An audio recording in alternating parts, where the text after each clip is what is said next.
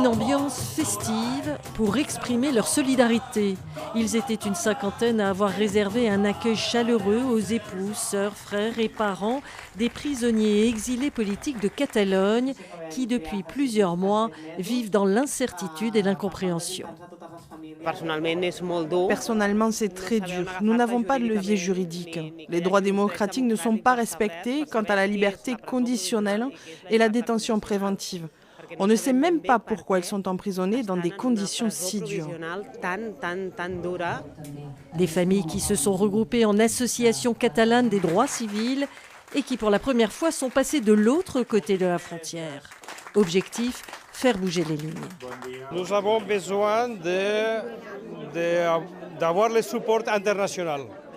Et dans le processus après le référendum, disons, la réponse des États européens a été surtout, ça c'est une affaire antérieure, nous n'avons pas d'opinion.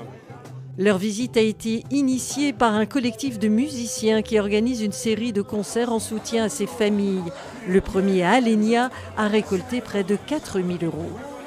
On a recueilli des fonds qui vont servir aux familles des exilés et prisonniers politiques à financer les voyages pour aller à Madrid, où il faut aussi aller en Belgique, en Écosse, en Suisse, en Allemagne, pour voir les exilés. C'est à ça que serviront ces fonds.